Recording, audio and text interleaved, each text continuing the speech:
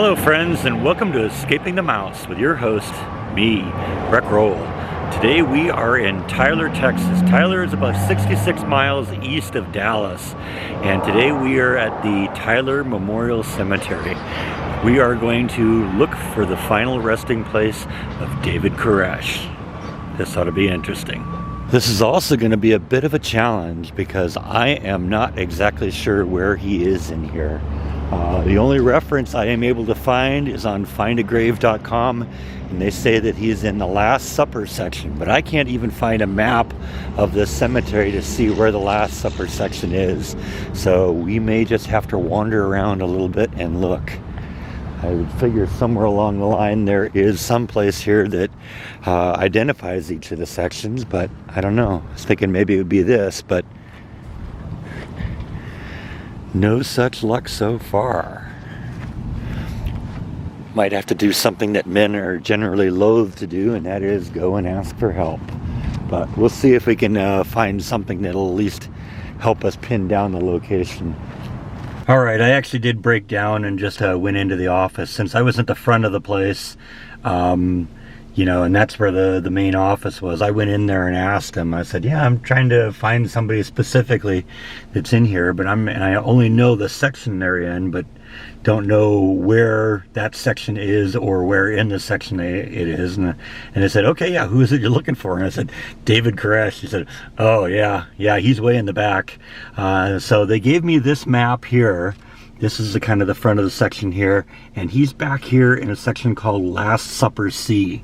And then they also gave me a little bit of an exploded view of Last Supper C. They couldn't tell me specifically where he was, but they believe he's in this front little zone here. So that narrows it down quite a bit. So we're gonna go back there and we're just gonna wander around until we find it. All right, we are in the back here, and supposedly it's right here in this section here. There's like a walkway that splits a section here, and this is called Last Supper C. And I want to see if I can figure out, they said it was marked, but I don't know. The girl also mentioned that there was a tree in the area, so I'm guessing maybe that's the location right there. But we're just going to kind of wander the rows here until we can find it.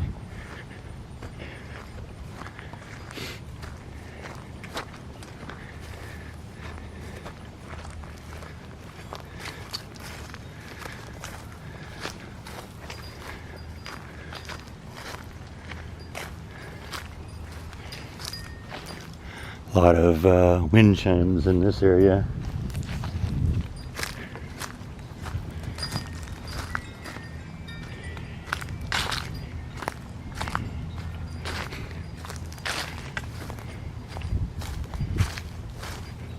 I've seen pictures of the markers, so should be able to find it pretty easily. Like I said, it's not too big of a section.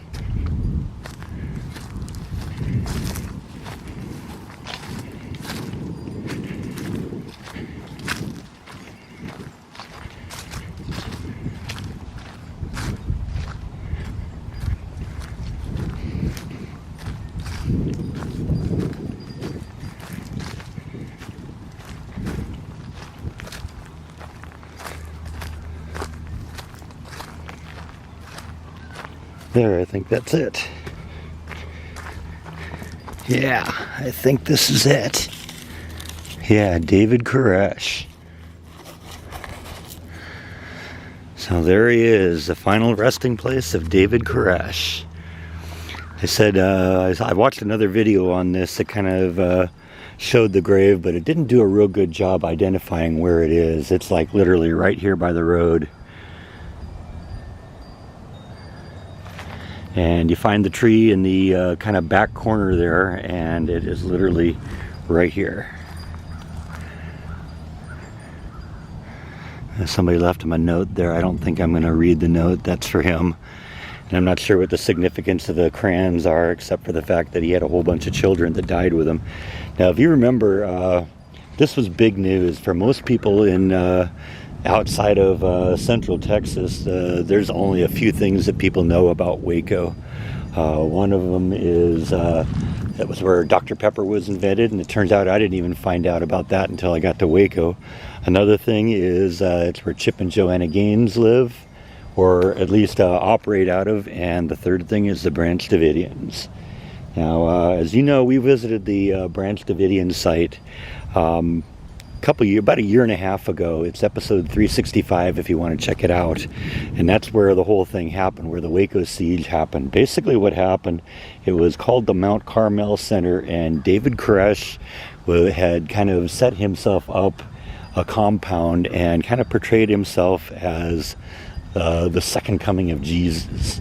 And he had a whole bunch of followers, and at some point the ATF began suspecting that they were stockpiling weapons, and they brought a search warrant and they wanted to search the grounds. And on February 28th, 1993, as they approached the compound, the Branch Davidians began firing at the FBI, and there were 4 FBI agents died, and 6 Branch Davidians also died in the conflict. And for that, there was another 51 days where there was just kind of a standoff where nothing happened. They tried peaceful methods to get people to come out. They tried blasting loud music at them all hours of the night and lighting up the compound in the hopes to persuade people to come out, and none of that worked. And at one point, on April 19th, 1993, a armored vehicle, a tank, if you will,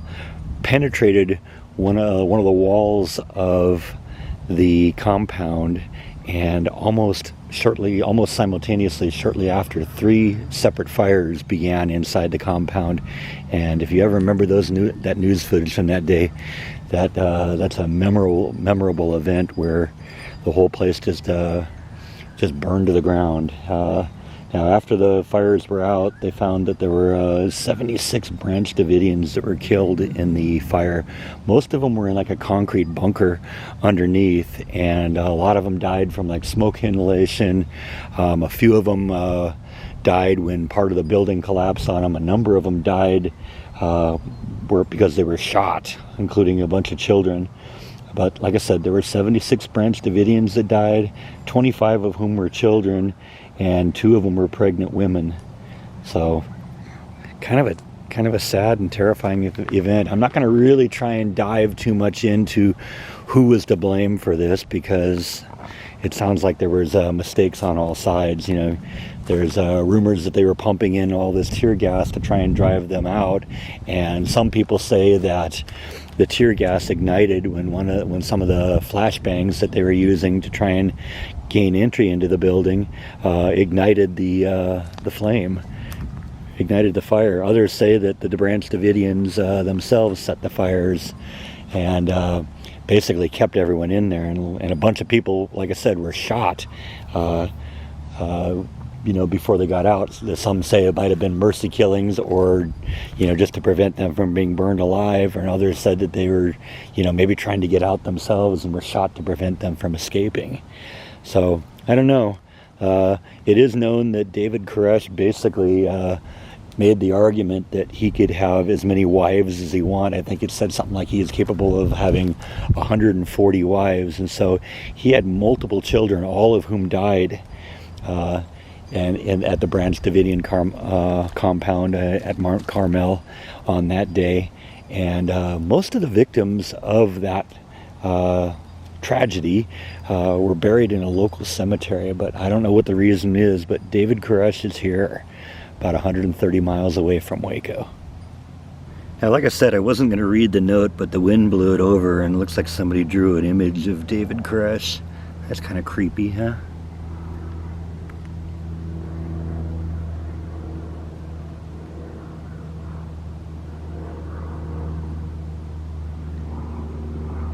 Now, in the aftermath of this whole thing, which kind of gave the FBI kind of a black eye, because they'd botched how badly they'd botched this.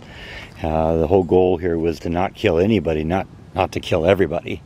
And as is often the case, the story kept changing, that for the reasons that they had to go in when they went in and go in the way they did. It was initially just that they were stockpiling guns, and the truth is they did find a lot of guns in the property in the aftermath.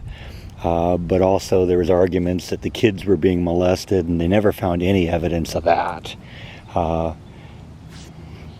About the worst that they did from that perspective is that just he was a polygamist, and while there's a lot of religions that do that, and that doesn't mean you go in and kill everyone, but like I said, there are a lot of innocent people that died in this incident here, and at very least David Koresh is at least part to blame, because he was the one that was the leader, and he was the one that kind of basically made everyone stay. Apparently a few people did escape, and they were all prosecuted. Some of them were accessories to murder, and ironically the only murder that happened, well, there was the initial murder when the FBI agents attempted to serve the search warrant, and the 4 FBI agents and 6 Branch Davidians were killed in the gunshot right at the gunfire at the beginning. But there was a lot of people who died needlessly, and whatever their crimes, they didn't deserve to die for it. Now there's actually a very nice veterans section to this cemetery, and I'm going to run over there and take a look at that too. So let's take a walk over there. Now this section here is called the Field of Honor section, and this is where they've buried, I'm not sure if it's people who died in war or are just simply veterans. See, there's one, yeah, I don't know. I'm guessing somebody who was born in 1922 and died in 2001 probably didn't die in war, so this must be veterans here.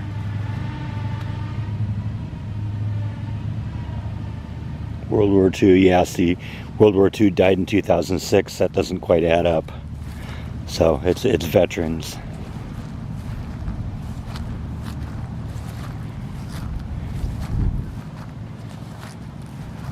Although I suppose it's possible it could be people who died in war too. 1961 to 2001. That's 40 years old. 2001 would have been like War on Terror, maybe.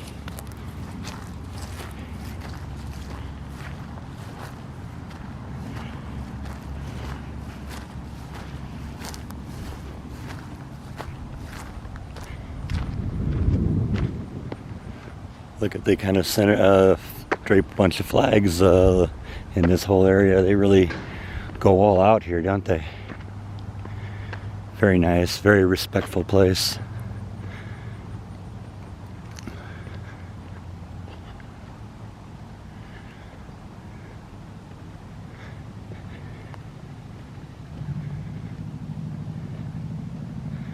And then they got this central monument here.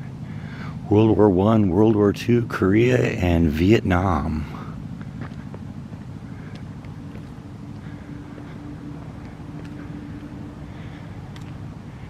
In honor and memory of the veterans of all wars who served in the armed forces. And that classic, iconic image from Iwo Jima. It says, sacrifice and courage.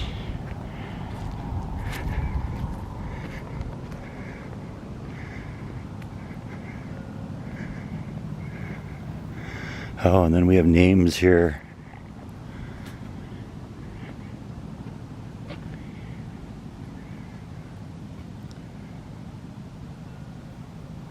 Our dead are not dead until we who lives fail to remember.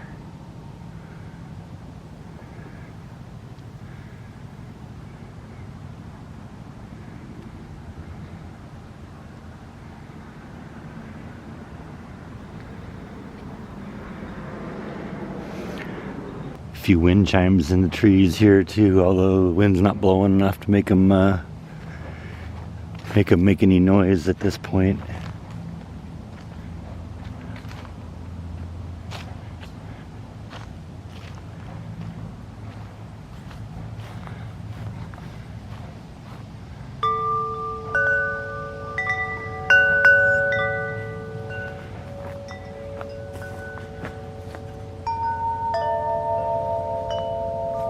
I love the sound of these things. I gotta get one of these for my house.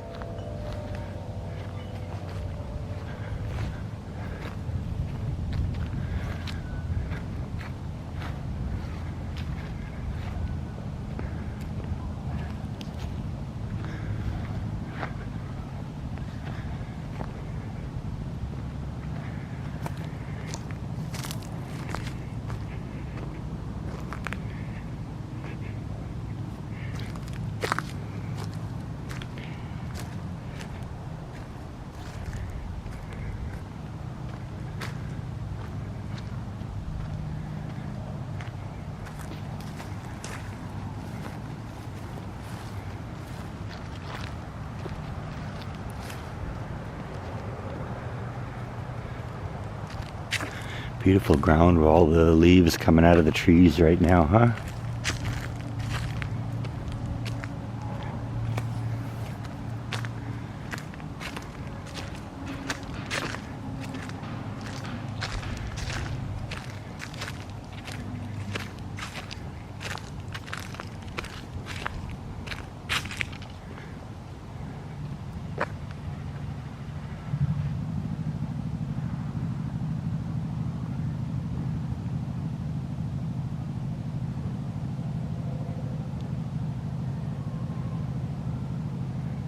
They say our flag doesn't fly because the wind blows it. It flies with the last breath of every soldier who died defending it.